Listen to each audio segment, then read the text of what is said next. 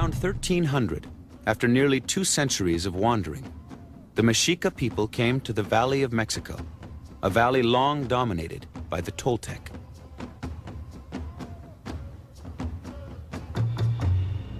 The Mexica, with no Toltec blood, were seen by the refined city-states as violent barbarians, a threat to the stability of the valley.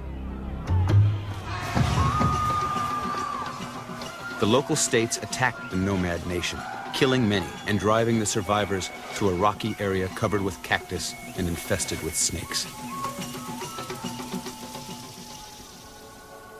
The exile was meant to destroy them, but the Mexica were used to adversity. They flourished.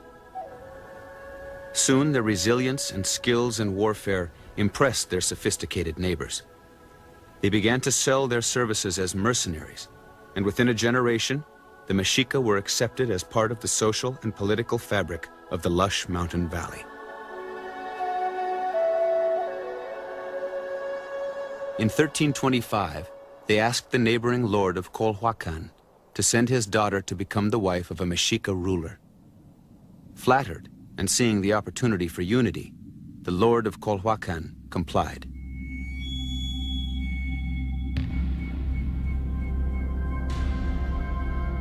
Days later, when he and the other lords of the valley went to the Mexica town to honor the new princess, instead of seeing his young child emerge, a priest appeared, dressed in her skin.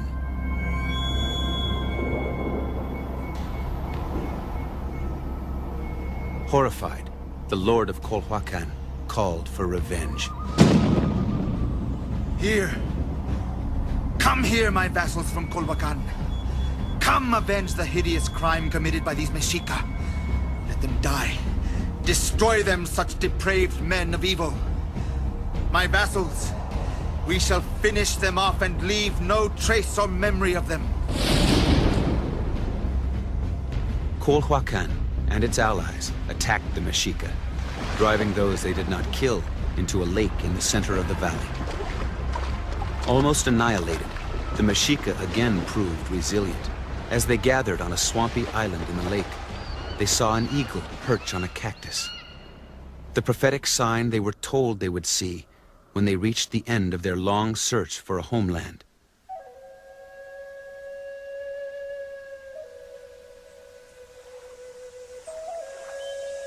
The place that would be called Tenochtitlan.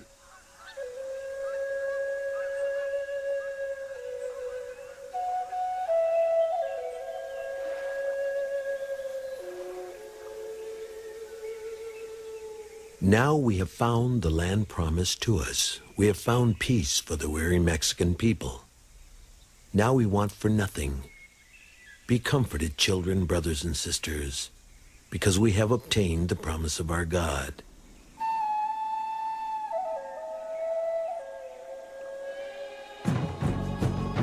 For 100 years, the people of Tenochtitlan built up the island through great sacrifice. They reclaimed land from the swampy lake and erected stone temples and public buildings. Causeways of hewn stone were constructed to the north, south, and west. An aqueduct was built to bring in fresh water from a mainland spring 3 miles away. Canals were dug throughout the island to transport goods and people. They gained trade wealth and again hired themselves out as mercenary soldiers for the powerful city-states of the valley. Marriages were arranged that finally brought them honored Toltec bloodlines.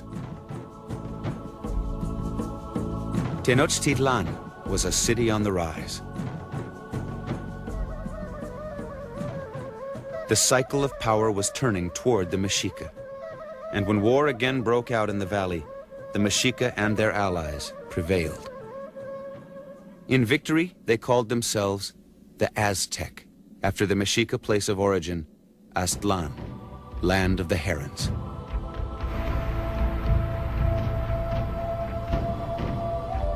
From this point, Aztec prophecy foretold a glorious future. The might of our powerful arms and the spirit of our hearts shall be felt. With them we will conquer all nations near and far. Rule over all villages and cities from sea to sea. Become lords of gold and silver, jewels and precious stones, feathers and tributes. And we shall become lords over them and their lands, and over their sons and their daughters, who will serve us as our subjects. For over 80 years, the Aztec launched far-reaching campaigns of conquest, expanding their domain from Gulf to Pacific. They fought epic battles with city-states throughout the region. Most were conquered and turned into tributaries, forced to supply slave laborers for Aztec public works and pay high taxes and goods. Aztec scribes recorded the taxes of many states. Bolts of fine cloth, discs of hammered gold, exotic plants and feathers, precious stones, feathered military uniforms.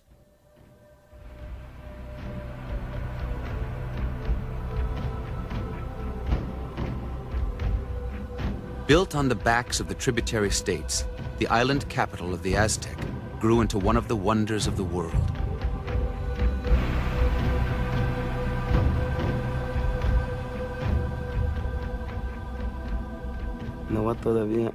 When I first opened my eyes in this world, I was born of this heritage.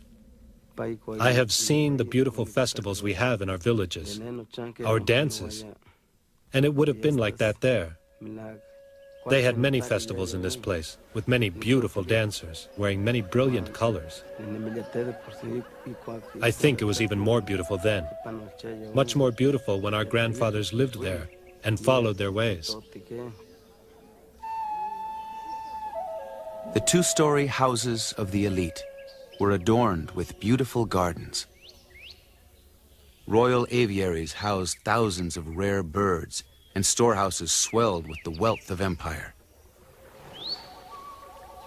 The city was cleaned daily by thousands of sweepers, its refuse collected and shipped away on barges.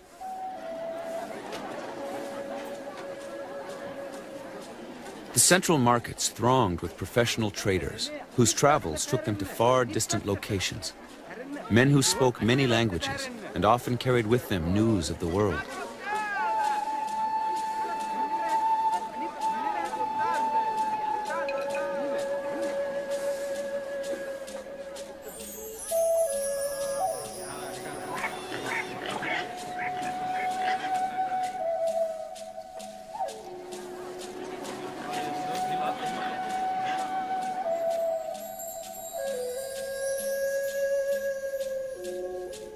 The center of Tenochtitlan was dominated by the Great Temple, its twin pyramids representing deities who embodied the conflict at the heart of Aztec society, the eternal struggle between life and death, fertility and war. Their private rituals, which on special occasions included the sacrifice of human prisoners, incorporated this duality. Life required death to exist, and death required life. Tenochtitlan became a city of hundreds of thousands, a bustling metropolis ruled by the Aztec emperor from the grand imperial palace. But in the year 1 Reed, the Christian year 1519, Moctezuma could feel a shadow across his empire, and he could not forget that the prophecy of Aztec greatness had a dark side, a prophecy long held in their oral tradition. I shall make war against all provinces and cities, towns and settlements, and make all of them my subjects, my servants. But just as I will subjugate them, so too will they be snatched from me and turned against me by strangers who will drive me out of this land.